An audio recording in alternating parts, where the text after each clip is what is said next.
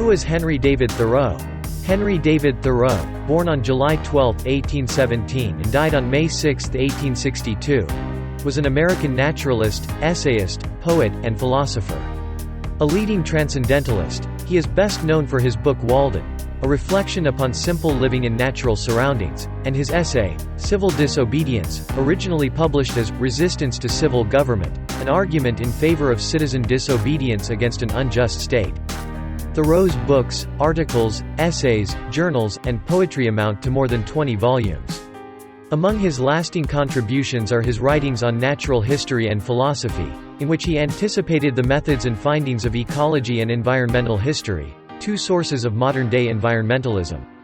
His literary style interweaves close observation of nature, personal experience, pointed rhetoric, symbolic meanings, and historical lore, while displaying a poetic sensibility, philosophical austerity, and attention to practical detail.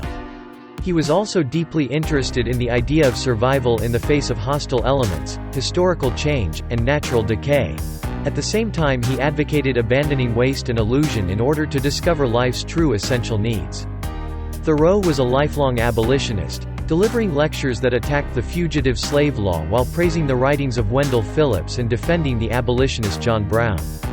Thoreau's philosophy of civil disobedience later influenced the political thoughts and actions of notable figures such as Leo Tolstoy, Mahatma Gandhi, and Martin Luther King Jr. Thoreau is sometimes referred to as an anarchist. In Civil Disobedience, Thoreau wrote, "I heartily accept the motto, that government is best which governs least, and I should like to see it acted up to more rapidly and systematically. Carried out, it finally amounts to this, which also I believe, that government is best which governs not at all, and when men are prepared for it, that will be the kind of government which they will have. But, to speak practically and as a citizen, unlike those who call themselves no government men, I ask for, not at once no government, but at once a better government." Top 50 quotes by Henry David Thoreau. "I learned this, at least, by my experiment, that if one advances confidently in the direction of his dreams, and endeavors to live the life which he has imagined, he will meet with a success unexpected in common hours. Rather than love, than money, than fame, give me truth. I went to the woods because I wished to live deliberately, to front only the essential facts of life, and see if I could not learn what it had to teach, and not, when I came to die, discover that I had not lived. I did not wish to live what was not life, living is so dear. Nor did I wish to practice resignation, unless it was quite necessary.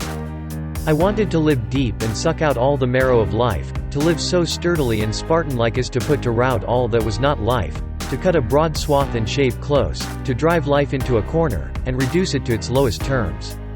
How vain it is to sit down to write when you have not stood up to live. The question is not what you look at, but what you see. The mass of men led lives of quiet desperation. What is called resignation is confirmed desperation. From the desperate city you go into the desperate country, and have to console yourself with the bravery of minks and muskrats. A stereotyped but unconscious despair is concealed even under what are called the games and amusements of mankind. There is no play in them, for this comes after work. But it is a characteristic of wisdom not to do desperate things. Dreams are the touchstones of our characters. I find it wholesome to be alone the greater part of the time. To be in company, even with the best, is soon wearisome and dissipating. I love to be alone. I never found the companion that was so companionable as solitude. You must live in the present, launch yourself on every wave, find your eternity in each moment. Fools stand on their island of opportunities and look toward another land. There is no other land, there is no other life but this. If you have built castles in the air, your work need not be lost, that is where they should be. Now put the foundations under them. Books are the treasured wealth of the world and the fit inheritance of generations and nations. Do not be too moral. You may cheat yourself out of much life, so aim above morality. Be not simply good, be good for something. All good things are wild and free. The animal merely makes a bed, which he warms with his body in a sheltered place.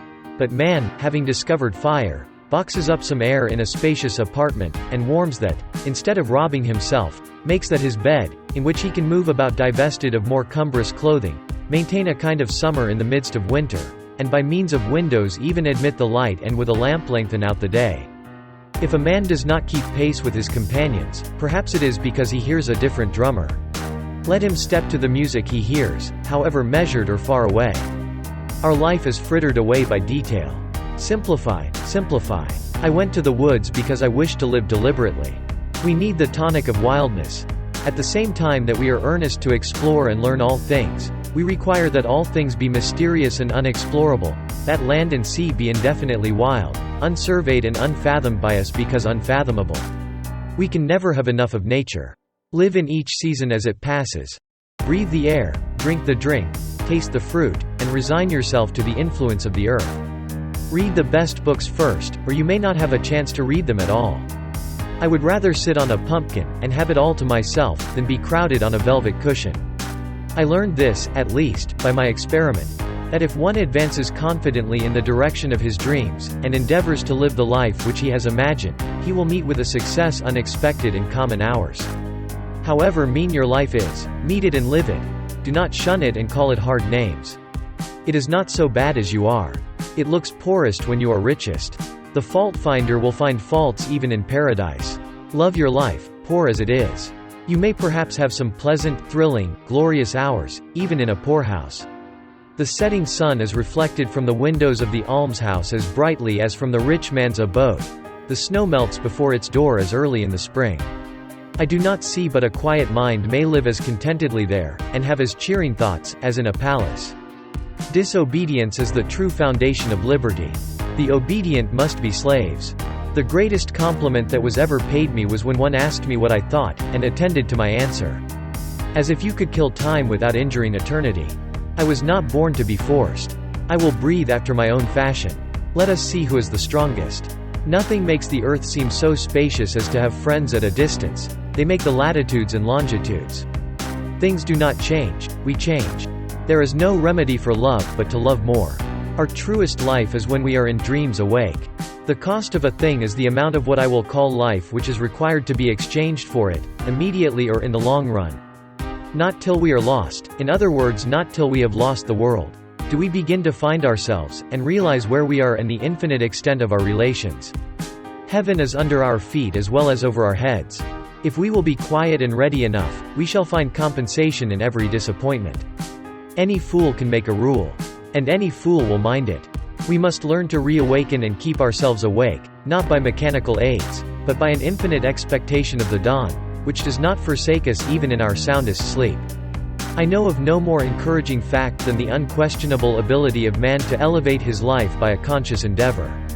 It is something to be able to paint a particular picture, or to carve a statue, and so to make a few objects beautiful. But it is far more glorious to carve and paint the very atmosphere and medium through which we look, which morally we can do. To affect the quality of the day, that is the highest of arts. A man is rich in proportion to the number of things which he can afford to let alone. Every generation laughs at the old fashions, but follows religiously the new. I went to the woods because I wished to live deliberately, to front only the essential facts of life, and see if I could not learn what it had to teach, and not, when I came to die, discover that I had not lived. All men want, not something to do with, but something to do, or rather something to be. The language of friendship is not words, but meanings. As you simplify your life, the laws of the universe will be simpler. Solitude will not be solitude, poverty will not be poverty, nor weakness weakness. What is the use of a house if you haven't got a tolerable planet to put it on? An early morning walk is a blessing for the whole day. Could a greater miracle take place than for us to look through each other's eyes for an instant? This world is but canvas to our imaginations. Only that day dawns to which we are awake. There is more day to dawn.